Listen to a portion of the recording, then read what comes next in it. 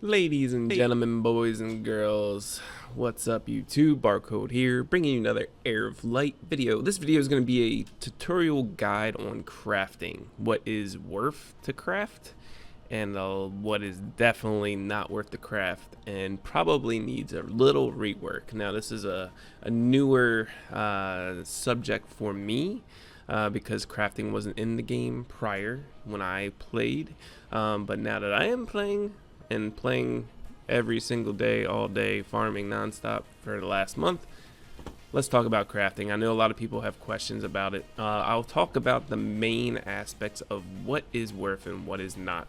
So let's go ahead and get into that now.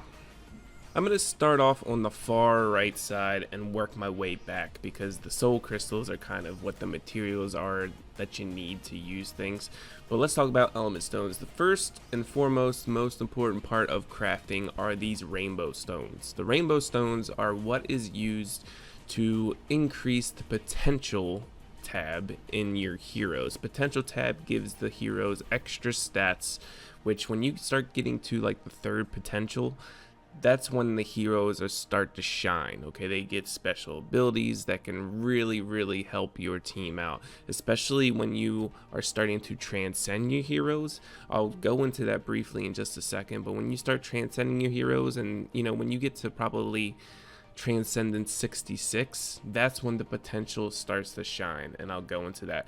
What you need is 3 supremes of every single element to make 3 rainbow stones. Okay, this is the most important part about all the crafting. Okay, but let's go into one of my heroes and show you why transcending and getting the rainbow stones for potential is important once you get to that point, because it's more of a mid-game and end-game status.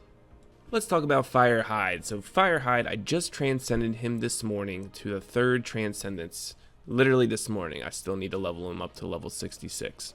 I want to talk about the 3rd awakening and the 3rd transcendence of potential, and why rainbow stones are important. Okay, so once you start getting to the 3rd awakening, this is when you start getting the really good additive stats to, or you know, passives to these heroes. Okay, and there's a whole giant list. You get 3 of them once you open this up.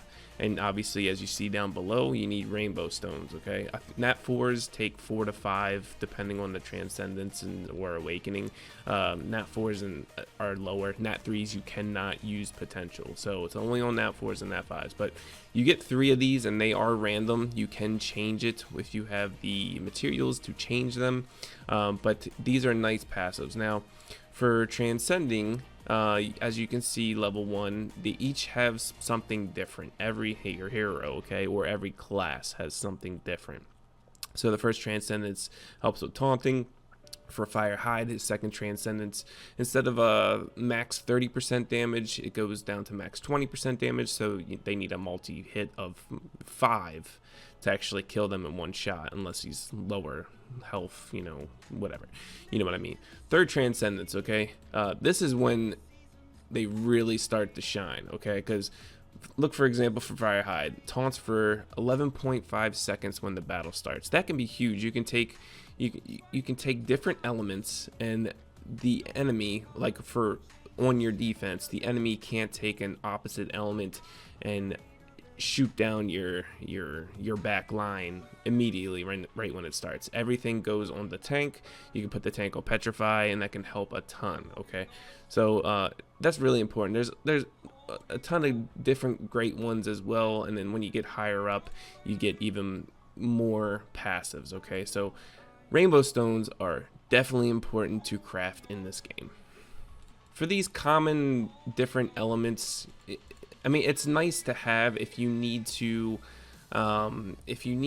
break down. Say you need more common darkness stones, okay, and you can upgrade them. You know, you can upgrade the elements in the backpack, but this is a way to break them down if you need to. Now, the thing is, do you really need this? You're going to be able to farm floor 10 and get graders or commons or whatever, and with these, the dark crystals, you have to be able to beat the sanctuary levels, which is the portal in every element. So if you're at that point and you've cleared the whole world map and you're doing Sanctuary, you don't really need to break down, because you can just farm floor 10 of the element.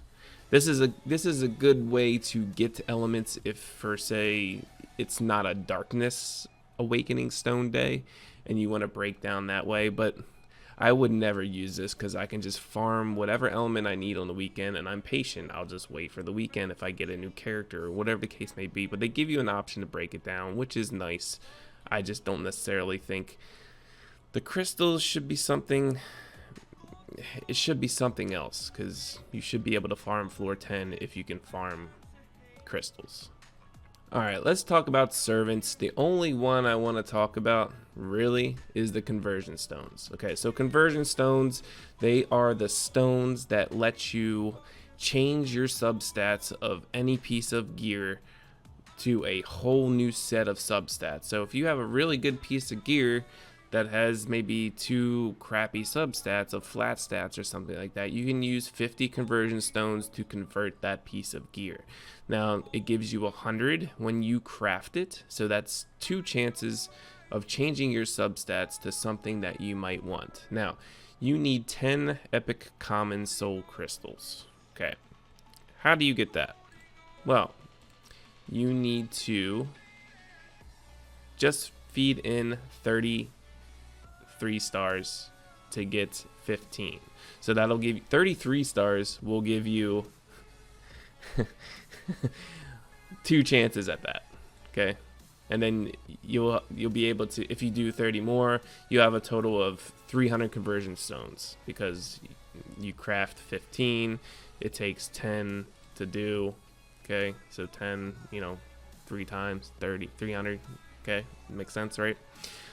So you have 6 chances if you feed off 60 nat 3-star characters. Okay, and is that nat 3s? Yeah, it's origin 3-star level. Okay, it's origin 3-star level. Is that technically worth? If you're end game, yes, for sure. If you're mid game, maybe. It just depends on if you don't have any dupes that you need to use to 6-star and to transcend, or whatever the case may be. Early game, definitely not worth. Definitely not worth, because you need to be 6-starring your characters, transcending characters, whatever the case you have going on at the time. So definitely maybe lower the cost of the actual 3-stars that are needed to do this, because you're just wasting resources if you're actually doing it, unless you're farther along in the game. I don't want to talk about the skill buns and mini skill buns, and especially not the epic gear, because it's not worth. I mean, at this point in the game, early game, you can 2 to 3 weeks of grinding this game, and you can farm Omen 10 and Hide 10. I have friends that are doing it now that came over to this game and can farm 10. Okay, I don't think this is necessarily something you want to use. Now, this would be, you need 60 3-stars to be able to get 20 of these, because you have to do this twice, because you only get 15 here. So to get this 6-star epic gear, it's definitely not worth. Okay, so don't do that. Mini skill buns. Okay, I want to talk about this too. Mini skill buns. This could potentially be good if you are really focusing on a nat 4 origin 4-star character at the time. You need 14 epic common soul crystals. You put in 30 3-star origin characters, and you get a 4-star skill bun. Now, me personally, I'm a very patient person. I wouldn't do this. The reason being is I will just wait and get the 4-star skill buns in the shop every week. You get 2. So if you go to the shop, if you don't know, I might as well just show you. If you don't know, you use honor points and you get skill buns. Okay, you get 2 every week. So I don't necessarily think it is worth. It just really depends on what you really want to do and how much fodder you have sitting around. Origin 3-star characters you have sitting around. I definitely feel like these epic this should be maybe 15. I mean, I think they should cut it in half. 30 is a lot of 3 stars, especially when you can use fuse and try to start getting nat 4s or nat 5s just from fusing. And just from fusing, I've gotten, you know, if you target a specific element, you can get dupes. I mean, that's another. I'd rather use it on that. I'd rather use all my 3-star origin 3 stars on fusing rather than doing that and getting skill buns. But that's just my opinion and my thought process of that. Mini skill buns anyway. For skill buns, okay, I don't think this is definitely worth. This is for probably end game, mid game, but you need 4 epic greater soul crystals along with the other materials. I'm not talking about the other materials. You need to farm sanctuaries for those, okay? You only can get 3 per month, but you need 4 epic soul crystals, okay? So let's see how to get that. What was it? Epic common, right? What was it? Epic common, epic greater. Okay, so epic greater. You need to use nat 5s, 5-star origin servants, to get 5 of these.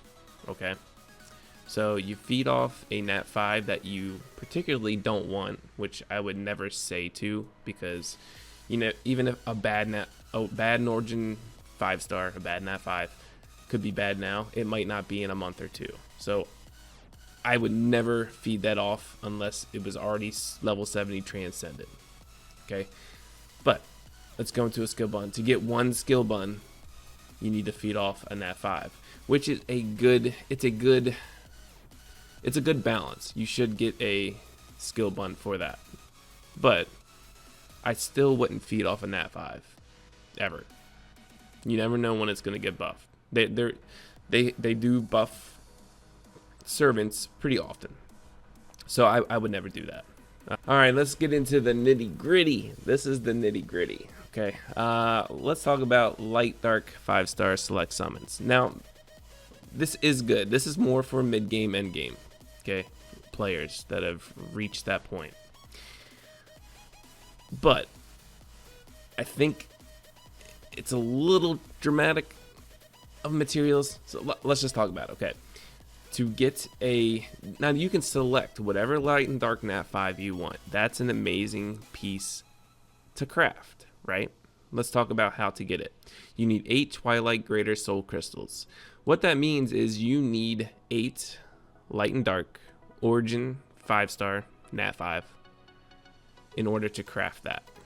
Okay, these are easy to get. You just farm sanctuary, like I said, but you need 8 origin 5-star nat 5s to get a select summon. Now, this can be good, but not early game. And again, would I feed a light and dark nat 5 even if it's not good currently in this meta? I don't think I would, because there's many different reasons why. You can literally farm, if you're at this point in the game where you're feeding off light and dark nat 5s, 8 of them, to get a 1 select summon nat 5.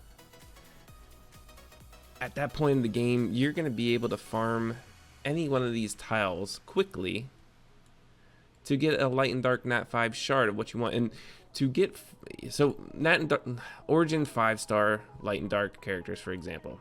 Okay, say I want to transcend my Dark Lucian, which I'm planning on to. Okay, right now you can farm this tile level 77 and get shards from it. Okay, you need 500 shards. Yes, it's a ton, but a mid-game, end-game player can do that within a few weeks to get 1. And this is constant farming of getting, farming this stage to get a light and dark nat 5 just from shards. So would I feed off light and dark nat 5s? I wouldn't. I wouldn't do that. You never know when it's going to get buffed. And a lot of the light and dark nat 5s actually have some kind of purpose. There is some that are underwhelming. However, eventually it'll get buffed if it's underwhelming and out of meta. Now, the Fire, Water, Forest 5-star select summon. This is more reasonable, I would think. You need 38 Greater Soul Crystals, okay? 38 Greater Soul Crystals. To get a greater soul crystals, you just need to feed a nat 5. Now this is more typical because we get more summons of the natural elements than we do light and dark. So there's more of a chance to already have level 70 transcendent characters and you have dupes of that same character, right? So that is more reasonable. And once you do that, you get 5 of the greater soul crystals. You need 38. So you need to feed off 8 Origin 5-star characters to get a select summon. This is more reasonable. You know, if you, especially if say you already have, you know, a nice water 5-star Carmilla and you're trying to transcend her and you get another 5-star water tank that just doesn't compare to water Camilla or something like that, right? Then, you know, that would be 1 towards this. And then you could transcend your water Camilla or whatever the case may be. There's very few situations where you could do that, and that would make this worth. So I mean, this is more reasonable to do that. Light and dark, no, but fire, water, forest, I would. It just depends on where you're at in the game. Alright, so let's talk about the Loyal Transcendent Summon Stone. This will give you a 5-star tank, healer, or support. Random. It's not a select summon or anything like that. You need 250 epic common soul crystals. How do you get that again? You get 15 for feeding 30 3-star characters. I still think this should be maybe 15. It should be lower. But you need 30 3-star characters. Now, to get a 5-star of randomness, RNG, you need to do this 17 times, which is 510 3-star characters fed in to get this amount, 250 epic common soul crystals, to be able to get a guaranteed nat 5. You have to have really, really, really bad RNG or nothing to build in order to do this. I mean, look at the summoning, right? So you get a pity nat 5 just by summoning. And it's summoning, I think it's 1,000, right? Yeah, 1,000. Because let's say 396. If I use one summon, oh, wait, I'll just use one summon. If I use one summon, oh, is this random? Okay, Seiki. Okay, whatever. Decent. He's decent, but whatever. So okay, so I got 396, 399. So it goes up 3 every time you summon, right? So if you take that into example, right?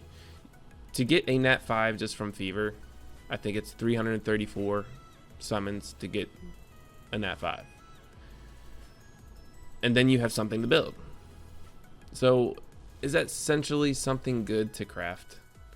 I don't necessarily think so. I wouldn't do this unless I don't literally have anything to build, but I always have something to build because I want to test new things. I want to break them up. That's what I do. Okay? That I would never do that. Twilight Shards. Let's talk about Twilight Shards. So I think these Twilight Shards should change to the 4 to 5 summon Twilight Shards. 4 to 5 star origin level summon shards. Like 10 and you need 100 to get 4 to 5 star. And the reason being is you need Twilight Common Soul Crystals. Okay? To get Twilight Common Soul Crystals, you need to feed a 6-star of a light and dark. And it doesn't have to be a nat 4. It could be a nat 3 6-star. Okay, you'll be getting a ton of these fusing, trying to get L&D origin level 5 stars or origin level 4 stars, whatever, by fusing, right? So you'll be running into getting 6-star, 6-star servants, right? Like for example, when I'm trying to farm for nat 4s or nat 5 servants, I'm getting light Moria, I'm getting the Otik or whatever, right? I'm getting a light fat man, right? Like Donald Trump, right? So you'll be getting them by fusing, okay?